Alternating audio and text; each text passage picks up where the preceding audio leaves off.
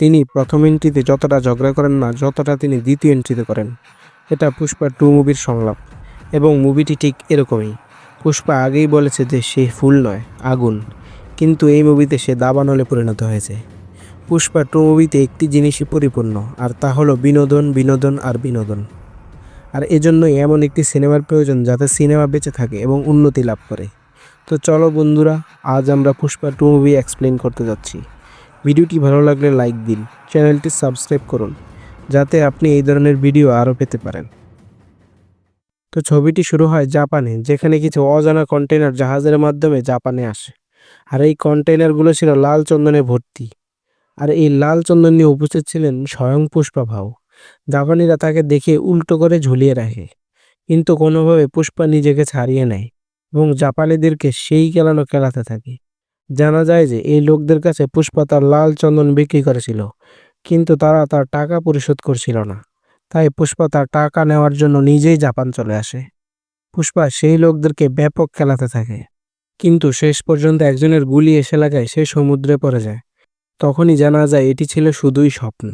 তখন জানা যায় যে পুষ্পা ভাউ লাল চন্দন সিন্ডিকেটের লিডার হয়ে গেছেন।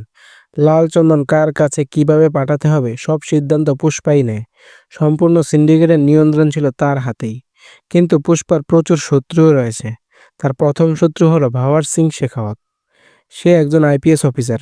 ছবির প্রথম অংশে পুষ্পা শেখাওয়াতকে নগ্ন করেছিল, তাই সেই অপমানের প্রতিশোধ নিতে শেখাওয়াত যে কোনো কিছু করতে পারে। সেজন্য সে একটা পরিকল্পনা করে। পুষ্পার লোকেরা যখন লাল চন্দন কাটতে জঙ্গলে যায়, ভাওয়ার সিং শেখাওয়াতও তাদের সঙ্গে শ্রমিক হিসেবে যোগ দেয়। পুষ্পা সবসময় লাল চন্দনের লড়াইয়ে নিরাপদ থাকত, কারণ তাদের কাছে কোনো প্রমাণ থাকতো না।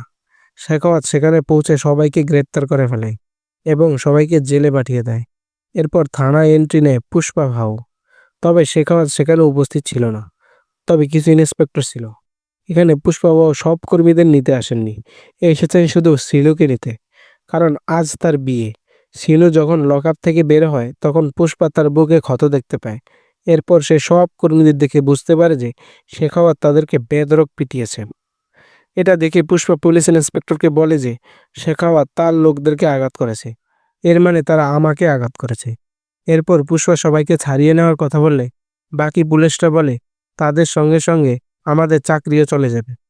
এই কথা শোনার পর পুষ্পা তাদের বলে, আজ থেকে অবসর পর্যন্ত আপনারা যত টাকা পাবেন সেই টাকা আমি আপনাদের দেব, মানে আপনারা আজ অবসর নিতে যাচ্ছেন। তখন সবাইকে হিসাব করে টাকা দিয়ে দেয় এবং সবাইকে ছাড়িয়ে নিয়ে যায়। এর কিছুক্ষণ পর শেখাওয়াত থানায় পৌঁছায় এবং দেখে থানা পুরো ফাঁকা। তখন সে বুঝতে পারে যে পুষ্পা সবাইকে ছাড়িয়ে নিয়ে গেছে। আসলে পুষ্পা বেআইনি কাজ করলেও সে তার কর্মীদের খুব ভালোবাসতো এবং সেই সাথে সে তার স্ত্রী শিবাল্লিকেও অনেক ভালোবাসতো। তো পরের দিন আমরা দেখেছি শিবাল্লি মন্দিরে যায় পূজা করতে। সেই একই মন্দিরে পুষ্পার সৎ ভাই মুরলিও উপস্থিত ছিল। তখন মুরলি শিবাল্লিকে উদ্দেশ্য করে বলে যে পূজা তো করবে, কিন্তু তোমার কি কোনো বংশ বা নিজের উপাধি আছে? তখন শিবাল্লি ঠাকুরমশাইকে ভগবানের নামে পূজা করতে বলে।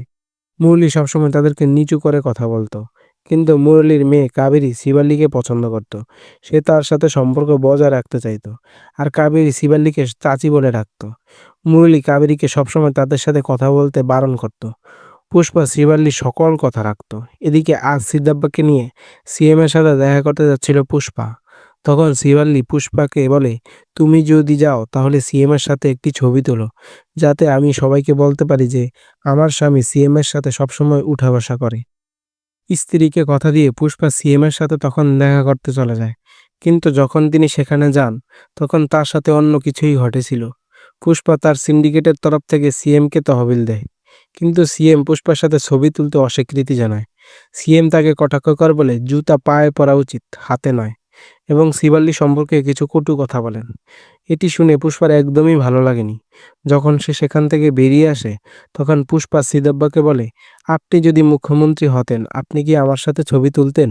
তখন সিদ্ধাব্বা বলে, আমি কি হলাম তাতে আমার কিছু যায় আসে না, আমি অবশ্যই তোমার সাথে ছবি তুলতাম, কারণ তুমি আমার ভাই। তারপর পুষ্পা বলে, তাহলে সিএম হওয়ার জন্য প্রস্তুতি নাও। তখন পুষ্পা সিদ্ধাব্বাকে জিজ্ঞেস করে, সিএম হতে হলে কত টাকা লাগে? সিদ্ধাব্বা বলে, প্রায় 100 কোটি টাকা লাগে।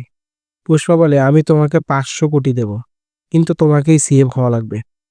এরপর সিদ্ধাব্বা সেন্ট্রাল মিনিস্টারের সাথে দেখা করতে যায়, কারণ পুষ্পা সিদ্ধাব্বাকে তার সাথে দেখা করতে পারে। পুষ্পার অনুরোধ সিদ্ধপ্পা সেন্ট্রাল মিনিস্টারের কাছে গিয়েছে সিএম এর বিষয়ে কথা বলতে। তখন পুষ্পা সেন্ট্রাল মিনিস্টারের কাছে টাকা ভর্তি সোফা পাঠায়, যেটাতে 25 কোটি টাকা ছিল। সিদ্ধপ্পা এসব দেখে পুষ্পাকে বলে, এটা ঠিক না, এখন টাকা জমাতে হবে, খরচ নয়, কারণ আমাদের 500 কোটি টাকার প্রয়োজন। কিন্তু পুষ্পার অন্য একটি পরিকল্পনা আছে, যা তিনি সিদ্ধপ্পাকে বলেন। তখন পুষ্পা বলে ওঠে যে সে এখন আর ন্যাশনাল খেলোয়াড় না, ইন্টারন্যাশনাল খেলোয়াড়। আগে তারা শুধু মুরুগানের সাথে লাল চন্দনের চুক্তি করতেন, যার জন্য তারা প্রতি টন মাত্র 1.5 কোটি টাকা পেতেন। কিন্তু এই চুক্তি যদি বিদেশ নিয়ে যায়, সেখানে 2 থেকে 2.5 কোটি টাকা পেতে পারে। তাই তখন কোনো কথা না ভেবে পুষ্পা মালদ্বীপ চলে যায়, যেখানে তার দেখা হয় একজন খুব বড় ব্যবসায়ীর সাথে। সেখানে পুষ্পা ব্যবসায়ীকে বলে, আমি তোমাকে 2,000 টন লাল চন্দন দেব, বিনিময়ে তো আমাকে 5,000 কোটি টাকা দিতে হবে। ব্যবসায়ীর পুষ্পার এই ডিল পছন্দ হয় এবং তারা একটি চুক্তি করেন। এখন পুষ্পার 2,000 টন লাল চন্দনের ব্যবস্থা করতে হবে। তাই সে তার সিন্ডিকেটের সব সদস্যকে সক্রিয় করে এবং তাদের বলে যে আমি সব জায়গা থেকে লাল চন্দনের ডেলিভারি চাই। তারপর সিন্ডিকেটের সকল সদস্য লাল চন্দনের জোগাড় করতে শুরু করে। কিন্তু তখনই মঙ্গল সেন ও তার স্ত্রীর এন্ট্রি হয়। এরা জানতে পারে যে পুষ্পা 2,000 টন লাল চন্দন বিক্রি করতে চলেছে। তারা গিয়ে শিখাওয়াতকে বিষয়টি জানায়, যাতে শিখাওয়াত তাদের ধরতে পারে। এছাড়াও মঙ্গল সেন ও তার স্ত্রী বলে যে তারা সিন্ডিকেটের সদস্যদের ভয় দেখাবে এবং হুমকি দিবে, যাতে তারা ভয় পায় এবং এই কাজ না করে। বিষয়টি হলো, মঙ্গল সেন নিজেই এই সিন্ডিকেটের সভাপতি হতে চায়। আর যখন ভাওয়ার সিং এই সম্পর্কে জানতে পারেন, তখন সমস্ত চেকপোস্ট বন্ধ করে দেন। এরপর লাল চন্দন ভর্তি কয়েকটি ট্রাক চেকপোস্টে পৌঁছালে শেখাওয়াতও উপস্থিত হন। এবার সে একটুও করুণা করল না, সে সব ট্রাক পুড়িয়ে দেয়। এছাড়াও সিন্ডিকেট সদস্যরা সেখানে পৌঁছালে ভাওয়ার সিং তাকেও হত্যা করে। যদিও মঙ্গল সেন তাকে শুধু ভয় ও হুমকি দিতেই চেয়েছিল, কিন্তু শাখাওয়াত বলে যে তার ভয় দেখানোর ধরন একটু ভিন্ন। এছাড়া তাকে মেরে ফেলে সিন্ডিকেটের বাকি সদস্যরাও চোরাচালানে ভয় পাবে। এদিকে সে সিন্ডিকেটের সদস্যকে হত্যা করা হয়েছে, সবাই তার শেষকৃত্যে উপস্থিত হয়, শুধু পুষ্পা ছাড়া। তখন মঙ্গল সেন ও সিন্ডিকেটের বাকি লোকেরা সিদ্ধাব্বাকে বলতে শুরু করে যে পুষ্পা ও শেখাওয়াতের মধ্যে যদি বন্ধুত্ব না থাকে, তাহলে এভাবেই মানুষ মরতে থাকবে। আর এভাবে চলতে থাকলে পুষ্পাকে সিন্ডিকেট প্রেসিডেন্টের পদ থেকে সরিয়ে দিতে হবে। কিন্তু সিদ্ধাব্বা এটা হতে দিতে পারে না। তাই সে অবিলম্বে শেখাওয়াতের কাছে যায় এবং তাকে ঘুষ দিতে যায়। সে শেখাওয়াতকে 10 কোটি টাকা দিতে চাইলেও শেখাওয়াত তাতে রাজি হয় না। শেখাওয়াত বলে, পুষ্পা আমাকে উলঙ্গ করেছিল, আমি তাকে কোনো অবস্থাতেই ছাড়ব না। ঠিক তখন সিদ্ধব্বা বলে, যদি পুষ্পা সবার সামনে তোমার কাছে ক্ষমা চায়, তখন কি তুমি ক্ষমা করতে পারবে? এটা শোনার পর শেখাওয়াত সঙ্গে সঙ্গে রাজি হয়ে যায় এবং বলে পার্টির ব্যবস্থা করতে, যাতে পুষ্পা সবার সামনে ক্ষমা চাইতে পারে। পার্টির দিন সবাই পৌঁছায়, সবাই বলা বলি করতে থাকে পুষ্পাকেই সত্যিই ক্ষমা চাইবে, কারণ পুষ্পা কখনো কারো কাছে কাঁথা নত করে না। এদিকে সিদ্ধব্বা শ্রীবাল্লি কাটলেটে পুষ্পাকে সিন্ডিকেটের সুবিধার জন্য ক্ষমা চাইতে বলে। পুষ্পাও সেই সময় খুব মাতাল ছিল, তাই সে সবার সামনে শেখাওয়াতের কাছে ক্ষমা চায়। এই কথা শুনে ভাওয়ার সিং খুব খুশি হয়, এমনকি সে পুষ্পার ভয়েসটি রেকর্ড করেছিল এবং তা বারবার শুনতে থাকে। কিন্তু পুষ্পা যখন বাড়ি ফিরে যাচ্ছিল, তখন সে ব্যাপারটা খুব অদ্ভুত দেখতে পেল। পুষ্পার এত খারাপ লাগছিল যে আয়নায় নিজের মুখটাও দেখতে পারল না। সে এতটাই রেগে যায় যে সবাইকে রাস্তায় ফেলে গাড়ি ঘুরিয়ে পার্টিতে ফিরে আসে। শেখাওয়াত তখন চলে যাবে, তখনই পুষ্পা শেখাওয়াতের গাড়িকে ধাক্কা মেরে সুইমিং পুলে ফেলে দেয়। পুষ্পা তখন একই পুলে হিসু করতে থাকে।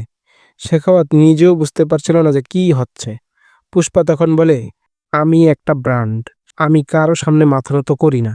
পুষ্পা তখন শেখাওয়াতকে চ্যালেঞ্জ ছুড়ে দেয়, বলে আমি 2,000 টন লাল চন্দন দেশের বাইরে পাঠাবো, যদি আমি এটি করতে না পারি এবং তুই যদি একটি লাল চন্দনের টুকরাও স্পর্শ করিস, তাহলে আমি সারা জীবন কামলা দেব।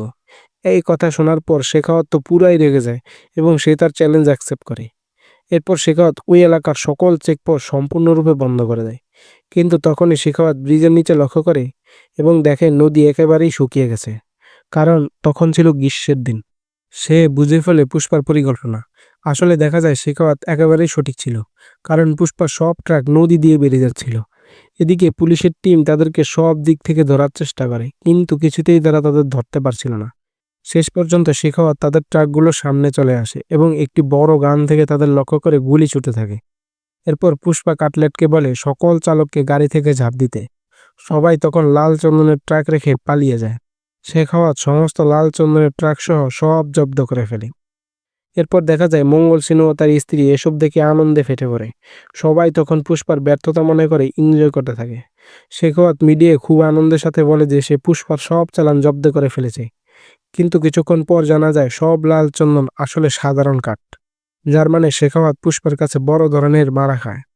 তখন পুলিশ একটি গরুর গাড়ি নিয়ে আসে যেটা লাল চন্দন দ্বারা তৈরি। তখন শেখাওয়াত বুঝতে পারে পুষ্পা কিভাবে তাকে বোকা বানিয়েছে। পুষ্পা তখন শেখাওয়াতকে একটি ফুল পাঠায়, কিন্তু শেখাওয়াত বলে আমি একা নই, মঙ্গল সিনহ তার স্ত্রীও ফুলে পরিণত হয়েছে। পুষ্পা বলে তুমি কি এটাকে ফুল মনে করো? এটা ফুল নয়, দাবানল। এই কথার পরই লাল চন্দনের গাড়িটি বিস্ফোরণ হয়। এরপর সিন শিফট হয় একটি কালী মন্দিরে, যেখানে সবাই পূজা করতে যায়। সেখানে শ্রীবল্লী হঠাৎ মাথা ঘোরা অনুভব করে এবং সবাই জানতে পারে যে শ্রীবল্লী গর্ভবতী। এটা শুনে পুষ্পা কালী পূজার অনুষ্ঠানে কালী মাতার গেট আপ নেয় এবং কালী মাতার শক্তি তাণ্ডব প্রদর্শন করে। এই দৃশ্যটি সত্যিই আশ্চর্যজনক। শিবাল্লি পুষ্পাকে বলে কি করছো? পুষ্পা বলে আমি যদি ছেড়ে পাই তবে আমাকে তার একটু উপাধি দিতে হবে, আর মেয়ে হলে সে অন্য বাড়িতে গিয়ে অন্য উপাধি পাবে। এ সময় আমরা দেখতে পাই কিছু লোক পুষ্পার ভাতিজির সাথে খারাপ ব্যবহার করছিল। এটা দেখে পুষ্পা খুব রেগে যায় এবং তাদেরকে কেলানো শুরু করে। এইসব অ্যাকশন সিকোয়েন্সগুলো আসলেই দেখার মতো ছিল। কিন্তু তারপর সেখানে মুরলি চলে আসে এবং সে পুষ্পাকে বলে যে তুমি এইসব করলে তোমার বাবার নাম পাবে না। তুমি কি মনে করো আমাদের সাথে থাকতে পারবে? এমন কিছুই হবে না, তুমি এতিম ছেলে এবং থাকবে। পুষ্পা কোনো কথার জবাব না দিয়ে সেখান থেকে চলে যায়। এরপর মুরলি ওই গুন্ডাদের মাথা টাক করে গাদার পিঠে চড়িয়ে ওই এলাকা ছাড়া করে। এদিকে মঙ্গল সিনু তার স্ত্রী ও শেখাওয়াত চলে আসে মুখ্যমন্ত্রীর কাছে।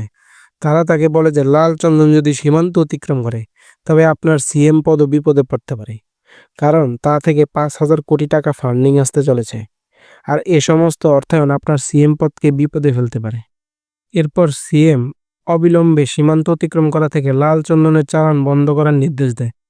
এদিকে পুলিশ খবর পায় যে সমস্ত লাল চন্দন রামেশ্বরম থেকে শ্রীলঙ্কায় যাবে, কারণ রামেশ্বরম থেকে শ্রীলঙ্কা মাত্র 18 কিলোমিটার দূরে। খবর পেয়ে শেখাওয়াত সেখানে পৌঁছে যায় এবং সকল ট্রলার থেকে চেক করতে থাকে, কিন্তু কোনো প্রমাণ পায় না। এরপর শেখাওয়াত হঠাৎ নদীতে ঝাঁপ দেয় এবং দেখে যে সকল লাল চন্দন ট্রলারের নিচে বাঁধা। এদিকে সবাই টের পেয়ে ট্রলার ছেড়ে দেয়। শেখাওয়াত স্পিড বোট নিয়ে তাদের পিছনে ধাওয়া করে, কিন্তু ততক্ষণে তারা শ্রীলঙ্কার সীমানায় ঢুকে পড়ে। ফলে শেখাওয়াত আর কিছুই করার থাকে না, সে আবারও ব্যর্থ হয়। এরপর মালামাল ডেলিভারির পর অনেক টাকা আসে। এত টাকা দেখে পুষ্পা খুব খুশি হয়। তখন দেখা যায় সমস্ত টাকা বিধায়কদের জন্য সোফায় ভরা হয়। সকল সোফা একে একে বিধায়কদের পাঠানো হয়। এদিকে শেখাওয়াতের অবস্থা খুবই খারাপ। এখন তার হাতে কিছুই ছিল না, তার বদলিও নিশ্চিত হয়ে যাবে, কারণ এখন সিএম পরিবর্তন শুধু সময়ের ব্যাপার। এই দুঃখে শেখাওয়াত মদ খেতে খেতে নকল লাল চন্দনগুলোতে আগুন ধরিয়ে দেয়। এর ফলে একটি ব্লাস্ট হয় এবং শেখাওয়াতের কিচ্ছা খতম হয়, যদিও লাশের কথা মুভিতে বলা হয়নি।